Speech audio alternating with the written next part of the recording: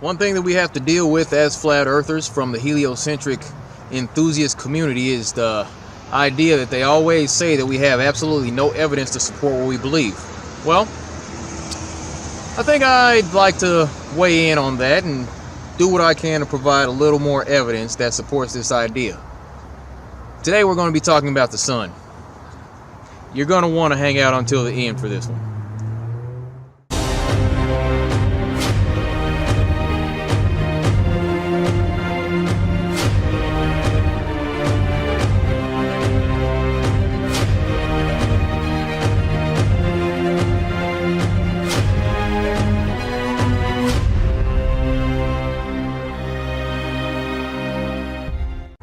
Now, what we're told according to the heliocentric model is that the sun is 93 million miles away. We're going to start off by talking about the distance. We'll talk about the size in a little bit.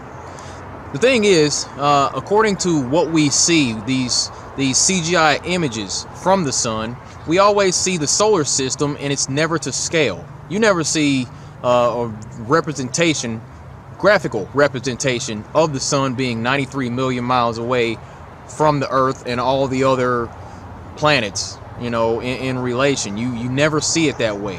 Every time the sun seems to be small and close, it's right at the center.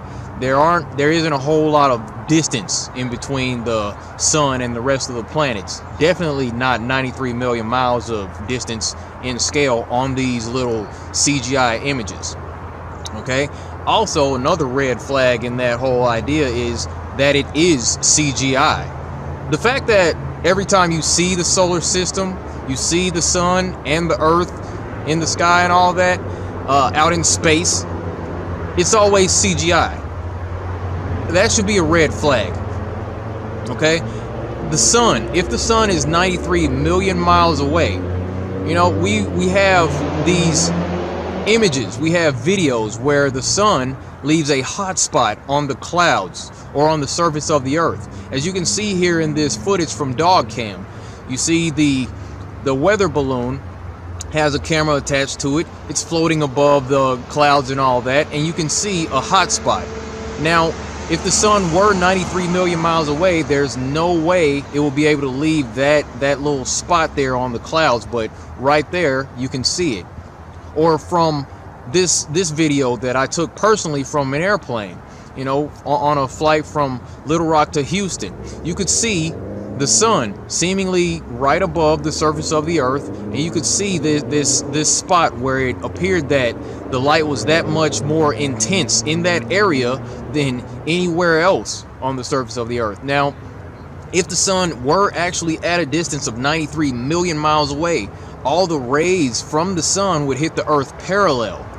But the fact of the matter is, there's pictures, and you've seen these things more than likely, or you're seeing one right here, of the sun seemingly sitting right above the clouds where the rays kind of splay out into these different directions, showing where if you trace the rays back to this singular source, these are called crepuscular rays. If you trace these rays back to the source from each side, you'll see it goes straight to the sun, and you can pretty much triangulate the location of the sun using those sun rays. The only thing is, we've been brainwashed for so long to believe that the sun's so far away that when we see these rays, we'll say, that's just a coincidence, it's some sort of optical illusion, or the sun's actually at that distance, but it's refraction.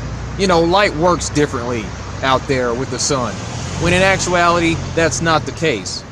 As far as the temperature differences concerning the sun, we're told we're in this Goldilocks zone. We're in this perfect space where we're not so close to the sun that we would actually burn, and we're not so far away from the sun that we would all freeze to death. This wouldn't be like an ice planet.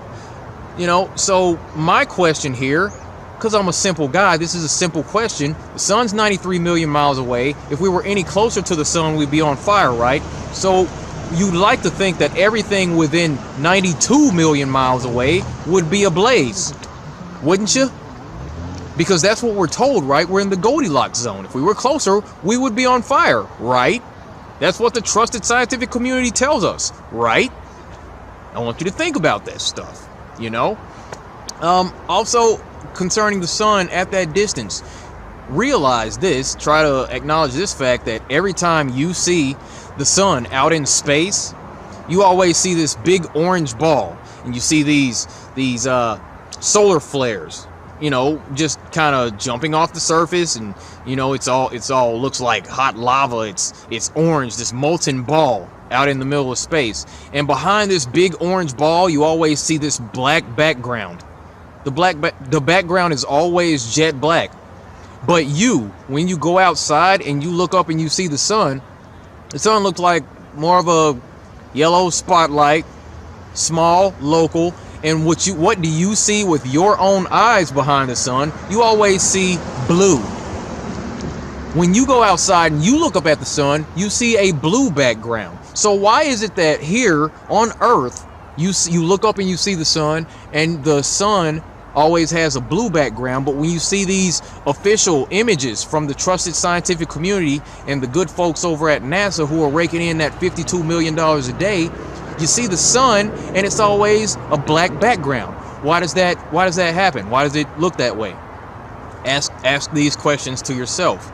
The size comparison of the Earth goes as follows. They tell us that the Earth is 400 times smaller than the sun.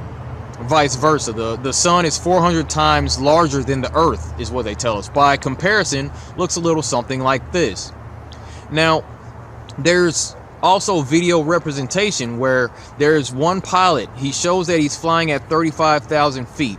And what he does, he takes his camera, shows the controls, shows his altitude, and out of the window on the right side, he shows the moon off in the distance, and it's nice and dark. And what he does, he pans his camera around to the left over a seemingly flat surface because you can't see any curvature at that 35,000 feet. And then he shows the sun.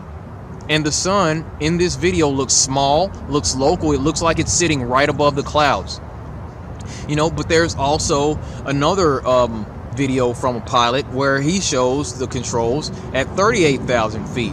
What does he do? He gives a big thumbs up, smiles at the camera, and it cuts to another clip from that same cockpit, and the camera shows the clouds out of the right side of the window, I believe it was. And over these clouds, inside these clouds, you see this large orange bright object. Now, they're at 38,000 feet. You can see that it would appear that the sun is not up in the sky, but perhaps that, from this evidence, it looks like the sun is in the clouds when he's flying that airplane in that particular video. There's more evidence for a close, small, local sun. There was a guy on the beach where he talked you through his video, and he said, I knew that this was going to be a good day to get a good video of the sun with clouds behind it on the beach. So he took his P900 and he zoomed in on the sun, and you could see clouds behind the sun, signifying that the sun is not 93 million miles away or 400 times the size of the Earth. And if you actually just trust your senses, if you can hop on YouTube, or you can take a look at this video and find additional videos, you're going to find that there are time lapses that people have taken of the sun moving across the sky. And while the sun's moving across the sky, you'll notice that the Earth seems to be stationary. Like, the Earth isn't moving, the buildings that you see aren't moving. You see the sun drifting across the sky. So what does that tell you? We're told that the Earth is rotating around the sun, yet we feel no movement. We don't see any motion. We don't feel any motion out here. But we feel stillness when we go outside. And in the time lapse, you see the sun moving across the sky, just like that. So what does that tell you? I believe that tells you to trust your senses. And what does your senses tell you? Your senses tell you that the sun is the thing that's moving and that the Earth is flat and stationary. But let's go on. Now, I was thinking to myself the other day, concerning the sun, that in our graphical images, say Google Earth, things like that, we're shown the Earth and the sun is off in the distance and it lights up half of the globe, right? I mean, we can agree on the fact that the sun lights up exactly half of the globe, because that's what we're told by the heliocentric enthusiasts and the trusted scientific community. At any given time, the sun is lighting up half of the globe. Correct? Okay. So, knowing that, I thought to myself, there should be absolutely no way that you would be able to see the sun in, say, I don't know, the UK and Australia at the same time. Now, I'm in Tacoma, so I can't really, do any sort of visual footage like that by myself. And I thought to myself, you shouldn't be able to see the sun from those two locations at the same time, because at some point the sun's going to be behind the curvature of the earth, right? So I thought to myself, you've made a few friends over the last couple of months. Last 4 or 5 months or so. I've made some friends across this flat plain. So I thought to myself, I know a guy in the UK, my buddy Matt, and I know a guy in Australia, my buddy Luke. So I decided to give him a call. And let me tell you a little story. Actually, I won't tell you about it. I'll just show you what happened. And here we go. Hey Matt, how's it going? Yeah, good. Fantastic. All right, just doing a time check. About what time is it where you are? 21:03, so 3 minutes past 9. 3 minutes past 9. Here, what's your location, sir? Halifax, West Yorkshire, in Bradford. 1 sec. I'm in Bradford, West Yorkshire. There you go, and there's proof. Bradford. Keithley, Brickhouse, Bradford. Fantastic. All right, let me see, about 9:03, Bradford, Yorkshire. Let me see. Here, where's the sun right about then? Where it is now, Daryl, mate, it is just in the distance. It's just over the hill. You can see it just about in the distance there. All right. That's you awesome. See it. Beautiful sunset. So it's just about over the hill, but you make out the rays about still. Yep. And behind me, you've got darkness. That's awesome. Here, I'm in Tacoma, Washington right now. Check it. I got the Tacoma Dome back behind me in the distance.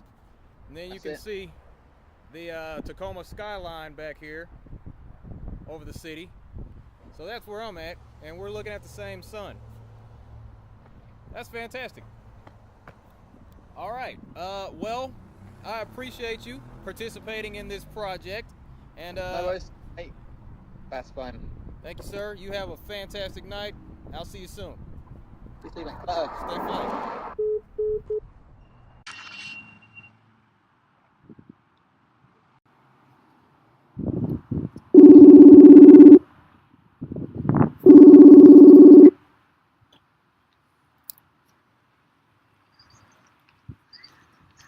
My man Luke, how's it going? Yep. Fantastic, sir. Here, about what time is it? It's 6:06 a.m. 6:06 a.m. And what's your location, sir?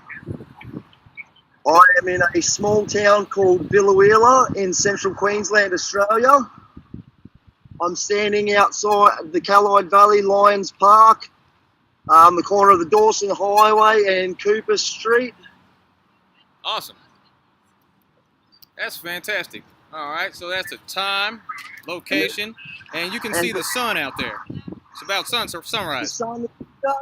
I'm in a bit of a valley, but the sun's just coming up over to from memory, I think it's about northeast, about 60 degrees. That's just off the top of my head, but all good. All right.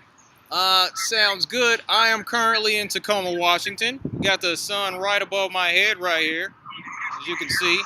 I got the Tacoma skyline in my background over here, as you can see also, and the world famous Tacoma Dome in the distance. So that's my location. So yeah, man, I'd like to thank you for your participation in this project. I'll talk to you a little bit later, buddy. No worries. Notice the nice shadow on the moon up there behind me also. Oh, you got the moon too. That's sick. Yeah. Awesome. All right, take care. All Talk right, soon. Luke. Stay flat. You too.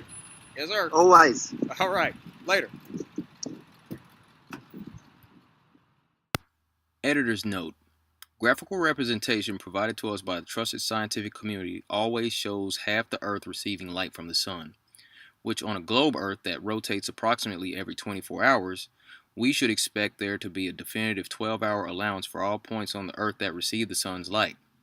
You just saw the sun at 9:03 p.m. and 6:03 a.m.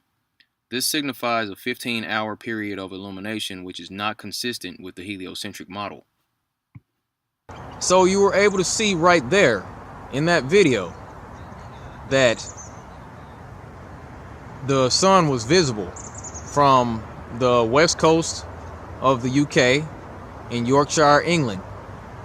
You were able to see that the sun was rising on the east coast of Queensland, Australia. You were able to see that the sun was above my head here in Tacoma at 1:03 in the afternoon. Now I want to ask you, do you believe that's possible on a globe? I mean, the sun should have been hidden behind the curvature on one of these places, right? It shouldn't have been visible in all three places at the same time. But it was. So what does that tell you?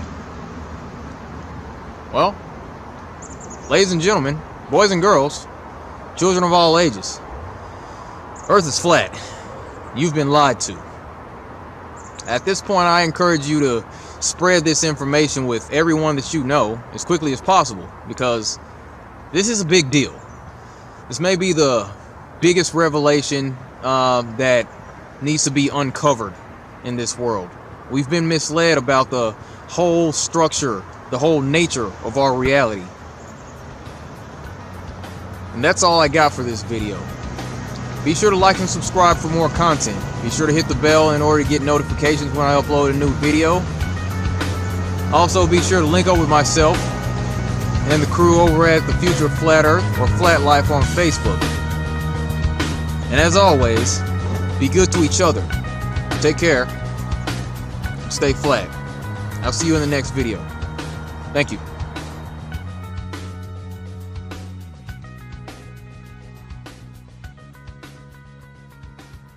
The other planets, you know, in relation, you never see it that way. Every time the sun seems to be small and close, it's right at the center.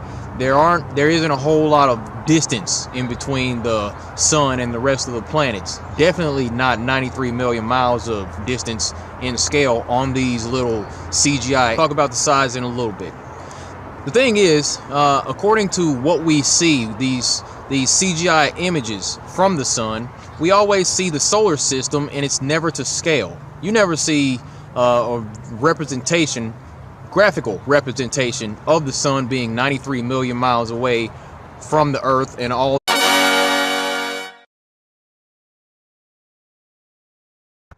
One thing that we have to deal with as flat earthers from the heliocentric enthusiast community is the idea that they always say that we have absolutely no evidence to support what we believe. Well, I think I'd like to weigh in on that. And